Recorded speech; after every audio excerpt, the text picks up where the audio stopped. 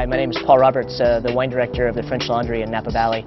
Here we are on a beautiful July day with one of our favorite dishes at the French Laundry during the summer, a salad of compressed summer melons. Take 3 melons that are grown in the French Laundry gardens. We have a watermelon, cantaloupe, Gallia melon, some pickled watermelon rind, and then a mint agri-doux, so kind of a glucose mint infused syrup, which really adds a kind of refreshing herbal quality to these wonderful melons. So you have something with a little bit of sweetness, a little bit of a tart component, along with that great herbal nature of the mint, which is a wonderful contrast to the flavor of the melon. We've also taken some watermelon rind, pickled it, adds a little bit of a tart contrast, and then small slivers of Niçoise olives. So a little saltiness to counteract that real refreshing sweetness that you see within the melons. And we need to think about the components of the dish. Think, is the dish light-bodied, medium-bodied, full-bodied? So when I think about this, it's more that light-bodied dish. So automatically, I need to start thinking about a light-bodied wine. So light-bodied wine is something that generally maybe has not been aged in oak barrels and has a little bit more of a crisp, refreshing sensation. Those types of grapes can be Sauvignon Blanc is a great one. Chenin Blanc is another fantastic one. Also Riesling. So where we start here is we start with Sauvignon Blanc from the Napa Valley. So if we smell the wine, you know, clean, crisp. Definitely when I smell it, it reminds me of almost of summer. Has some kind of citrus components to it, even a little herbal element. But it doesn't quite necessarily smell like as much as melons as I thought. Even if I taste it, it has almost a little more body. Might even be almost too much of a wine for this. So Sauvignon Blanc, I think, is what we call compatible. What I mean by compatible is when we think about food at the French Laundry and how it relates to wine, so we have two kind of philosophies. Sometimes you just need something that's compatible, meaning it works, meaning that the dish and the food doesn't hurt the wine and the wine doesn't hurt the dish. I think kind of that's what we have here, is we have a compatible wine. But what we're always trying to achieve is what's called expressible. And expressibility for us is kind of the holy grail. It means that we found a wine and a dish that so work together that, you know, the sum becomes greater than the individual parts.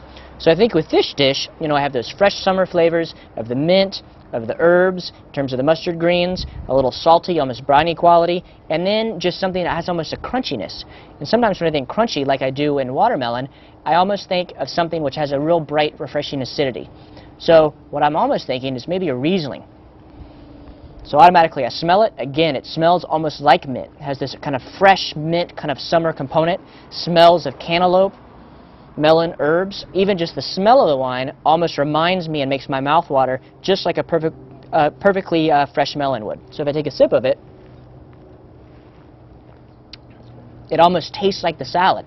All of a sudden the melons are going to taste more like melons. The Riesling will taste more like Riesling. Then that is what we've achieved, expressibility. Because all of a sudden everything is working in concert, and that's when you found the perfect match. And then here we have one of the classics of the French Laundry. This is grilled beef with a hen-of-the-woods mushroom, haricot vert, or green beans, fresh potatoes called rissoles, meaning we brown them on all sides, and then sauce Colbert, which is a kind of a infusion of butter, veal stock, and a little bit of tarragon. So the wonderful qualities that you're looking for here are all kind of accented together. The beef, what we've done is this cut of beef is actually ribeye. But whether you have ribeye, New York strip, filet, look at how you've cooked it. Here what we've actually done is we've grilled it. So as you grill the beef, you get a more smoky quality, a little bit of char, really going to dictate the type of wines that you want to head towards. So the natural match, which most people do, is they think beef, they automatically go Cabernet. Napa Valley Cabernet, really extraordinary with many, many beef dishes. So here we have a wonderful producer, and it's from the Rutherford district of California. So Rutherford in Napa Valley gives you more of a dusty quality, lots of black cherries, a little bit of tobacco. But also, because it has been aged in those oak barrels, you pick up a little bit of that smokiness that you get actually in the flavors of the beef. Another thing you can look for, because all of a sudden you've added these earthy components of the mushrooms and the veal stock, is you can look towards California Syrah.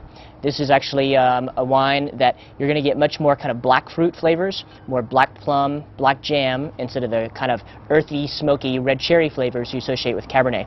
But again, don't always get locked in as thinking beef equals Cabernet. It is a great match, but look at really what's on the plate. And that's what we try to do here at the French Laundry, is we start with the base protein, i.e. the beef, or a fish, or a pork, and then we basically move outward. And as we move outward, that's when we begin to look and see what is on the plate. That allows you a lot of different freedom. So if you like Syrah, possibly maybe you have even an olive component on the dish, you have herbs, like here we have tarragon. Syrah is a real natural match. Many times, if we're looking to not necessarily pair a wine from the Napa Valley or the surrounding region, we try to go back and think, where's there great beef in the world? Well, some of the most extraordinary beef anywhere in Europe comes from Tuscany, in Italy. They have a real classic dish named bistecca alla fiorentina, and there what they do is they drink Sangiovese. One of our favorites is Sangiovese specifically from an area called Brunello di Montalcino. So here we have a great one, this Rosso di Montalcino from the 04 vintage. You get dried cranberry, a little almost a rose petal flavor, and this herb component, almost a little tobacco, but especially with this earthiness that you find in this great aged beef, the mushrooms, and then the tarragon and the veal sauce. Sangiovese is another classic match. So here's one plate, 3 different wines, they all work fantastic. So always remember, start with the protein and then work out. Think about the flavors on the plate, and that's going to really drive the type of wine you want to serve with it.